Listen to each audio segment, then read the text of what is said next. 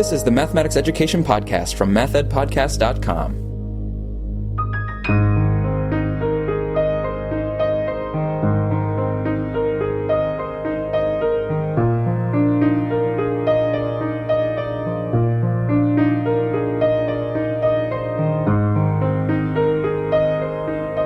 Welcome to the Math Ed Podcast. I'm Kimberly Morrow Leong from George Mason University and a guest host for this episode.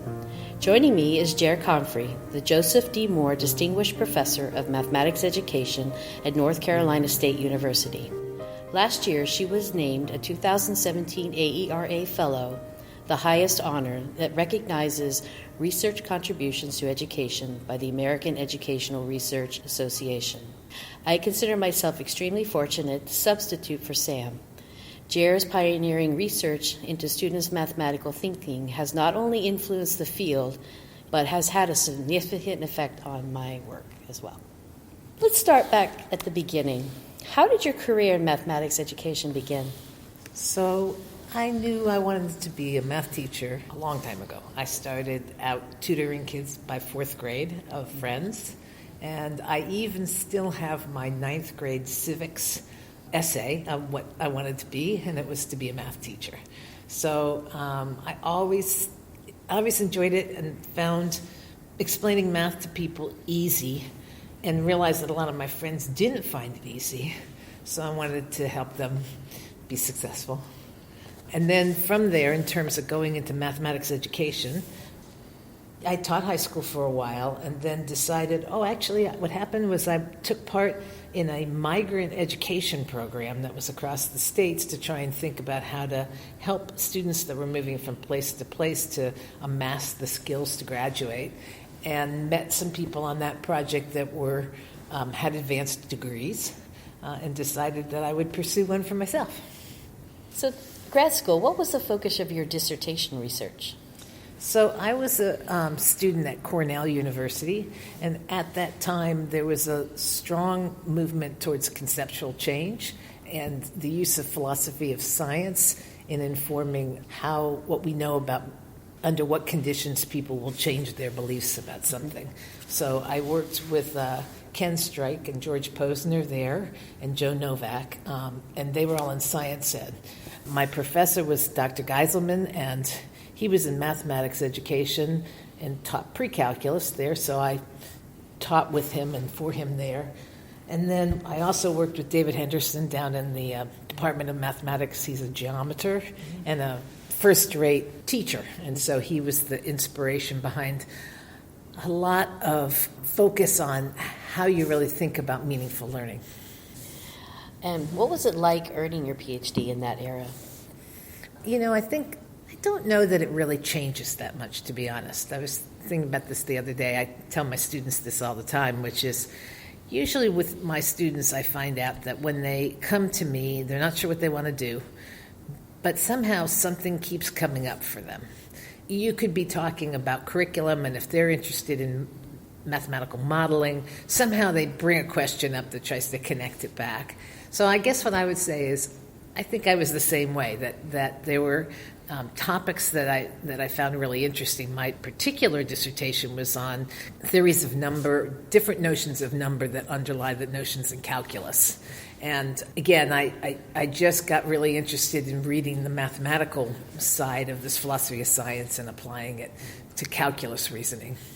So, I think I had a similar experience. The other thing I was thinking about was similar is just like everybody, when you're going through it, you're working and you're not sure whether you've accomplished anything. And then I think just like all the time, somebody will go through a point of crisis where they're like realizing and wondering whether they can pull this off.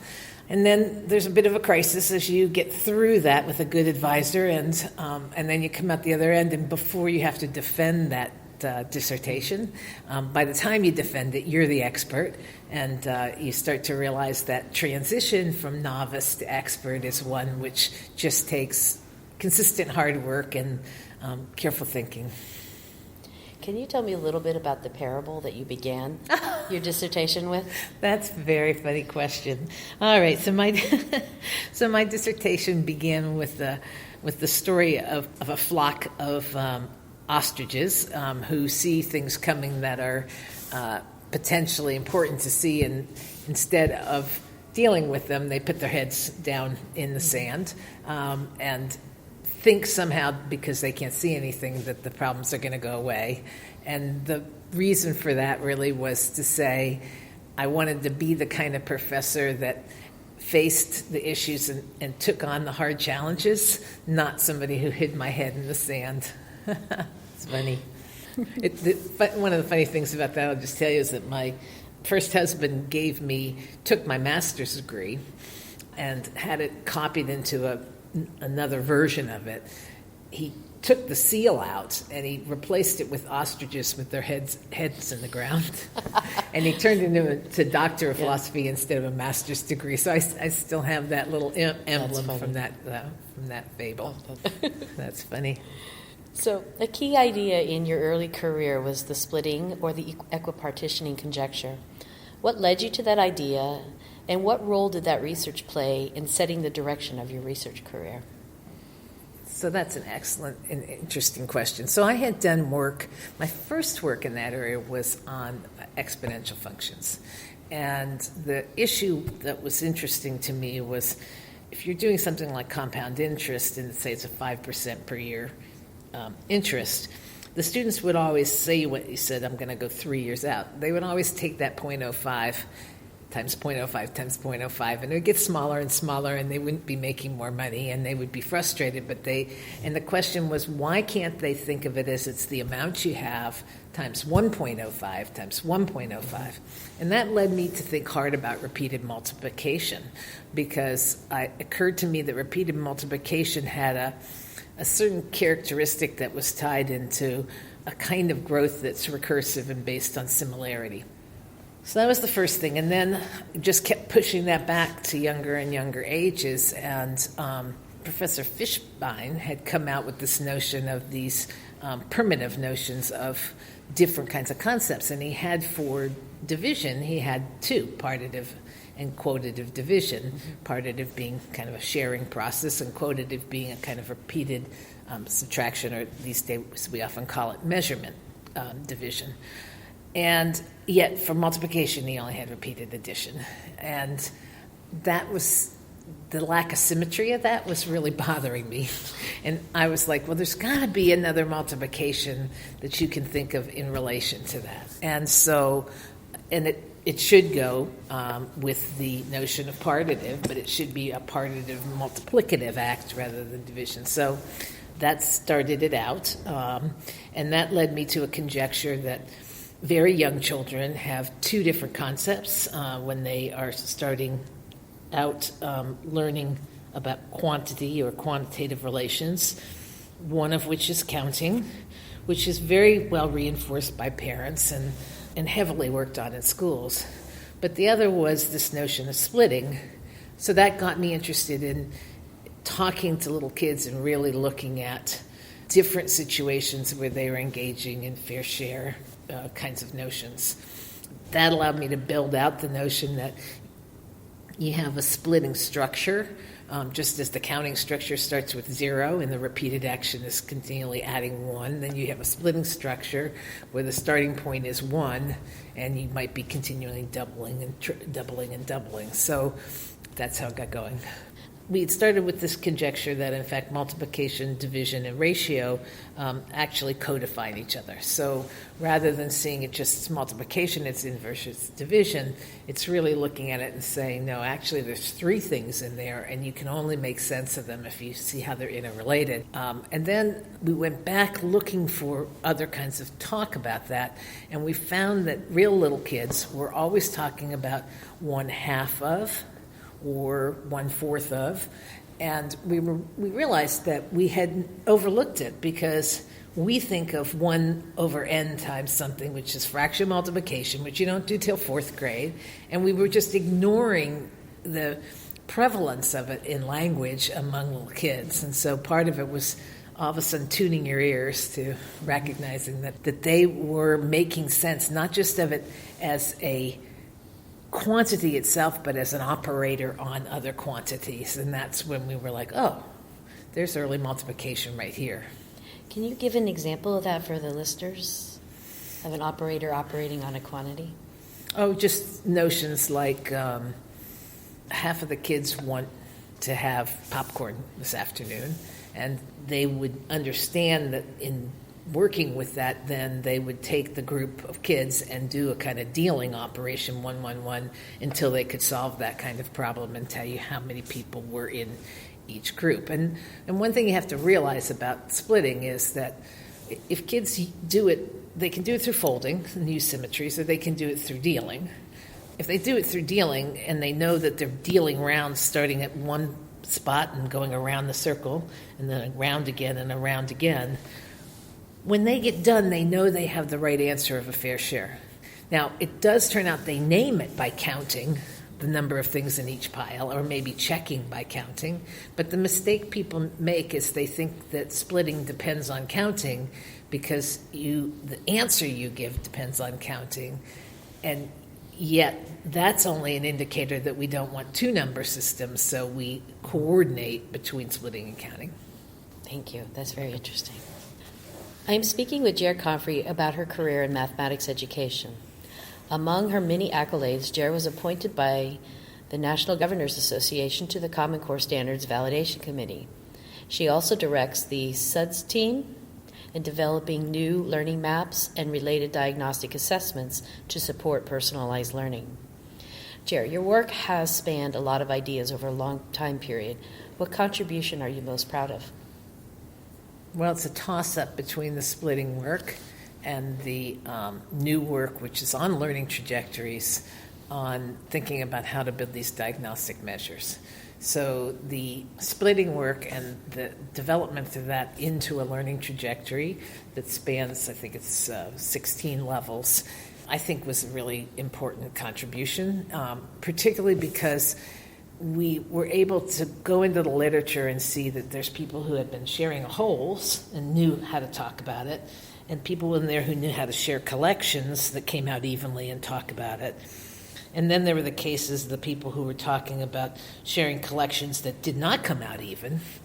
And so we took those cases, put them together, and were able to build this learning trajectory and watch young kids work on tasks connected to it, and really, I think, capture a developmental sequence that makes a difference for setting up kids' success in fractions, multiplication, and division, which at the time, particularly of that work, was just somewhat neglected, and it was always delayed until third grade rather than recognizing the early part. So that would be one.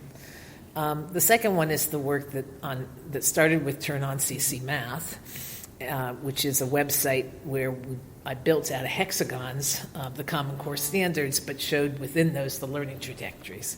And as you said, I was on the validation committee for the National Governors Association, CCSSO, and I had been taking the standards copies home every time and cutting them up and building these trajectories to check and see if, in fact, the progressions in there were sufficient, and then give feedback to the writers from my perspective. I also convened a conference and brought the learning trajectory researchers in so that they could inform the standards. So I love that work, and I'm very proud of the work we're doing now, which is we have a new thing called suds.co, and it's a new learning map with 9 big ideas for middle grades that drive down to the trajectories. And it's actually digital learning system so that teachers and kids can see how these ideas are built up hierarchically from the learning trajectories to constructs to clusters to big ideas. And then on the back end of that, we've built diagnostic assessments that can be taken by students and teachers in real time and give immediate feedback on the kids and the class's progress on learning trajectories. The reason I really like that work is because it's an intention I just like synthesis work. So what I was trying to do was synthesize the research on learning trajectories and make it accessible to practicing teachers. Research is really hard to find, and you have to know where to dig it up and have to listen for a long time. So what I was trying to do was to think of what's a system that makes that available in a way to teachers so that they can act on it so that they can be more student-centered in their instruction because they get an ear for kids' ideas. Proud of that work because it's a new kind of assessment practice called classroom assessment, and at the same time it helps teachers build their base of knowledge and helps them to act increasingly professionally and successfully. In addition to your contributions in the form of multiplicative thinking, you played a key role in developing the ideas of learning trajectories, as we just talked about, and then later the bridging standards. How did a research methodology emerge from your work, and what needs did they originally satisfy? So my primary methodology is design studies.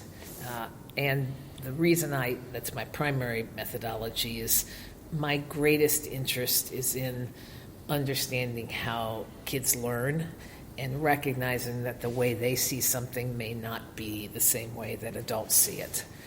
So that methodology started with clinical interviews where Piaget had developed one's ability to push and to continue to ask questions, and the rule of thumb was you're trying to follow their reasoning until you understand it. You're not trying to do a structured interview or have them come with you. That evolved into notions that we wanted to potentially have more students involved in it, and we wanted to look at how the conjectures around what you're doing with kids evolve over time as you give them new tasks. So that led to two different terms. It could be called teaching experiments or design studies, but they were developed to both study innovation in the context in situ, where it's being actually played out among students and teachers and you're observing, to also then look back on that retrospectively and to try and figure out what kind of conclusions you can draw.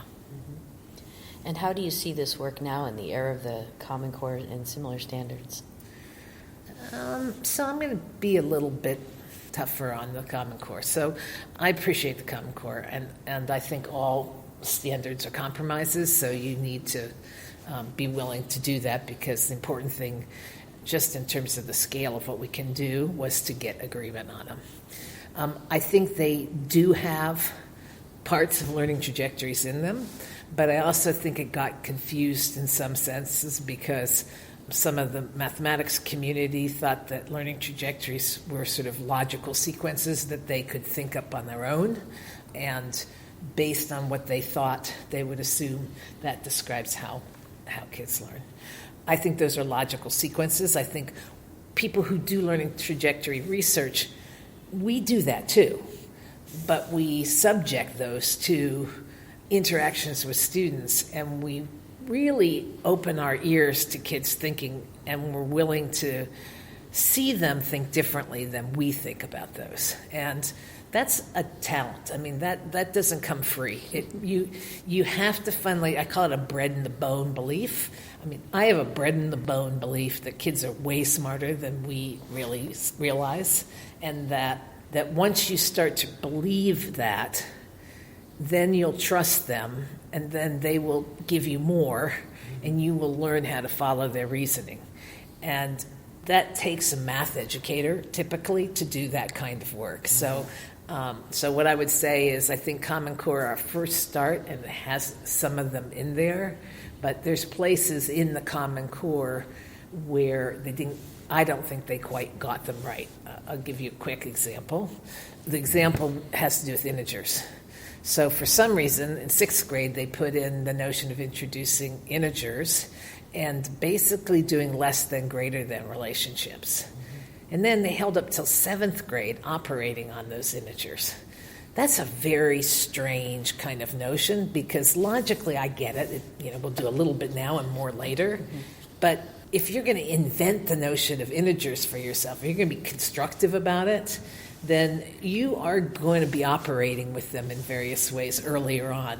And so we find in some of our work sometimes our hands feel tied because we're not quite aligning on grade level, but we're trying to reflect how the kids think. But again, I think they're compromises. I think all of us involved in the Common Core had a belief that a process of revision of those would be set up such that people could raise these kinds of issues and point to places, and we could improve them over time. And unfortunately, there was never a description of that. Yeah. You've been able to watch numerous shifts and developments in mathematics education over the years, including the retrospective on constructivism that you did a few years ago at PME. Can you say more about that in today's world? I think that's a very kind of difficult question. I think that you had constructivism, and it was strong in its ability to help us understand the way kids build their world. And in particular, I still believe that the successor to that work is around modeling, because just as with constructivism, where you're trying to find viable ways to make sense of the world, models are even more complex ways that you can make sense of the world, and you have an understanding that there will be multiple models, so you can begin to think about how you compare the models to see why people choose one over the other and what that might mean. So I think that's the genesis of that. I think since that time we've seen a lot more concern about justice and power and equity come out, and I think they're terribly important topics for us to be addressing in the fields. Most of them tend to not get back to the learning issues that underlie kids' thinking, and the question is, the big challenge is, how do you bring those things together? And then the last thing I'd say on this is, I'm quite concerned about the current world where we seem to be mixing up persuasion and rational thought. And it seems to be more and more the case that we accept the notion that persuasion is a worldview and that we have to adapt to what it brings to us.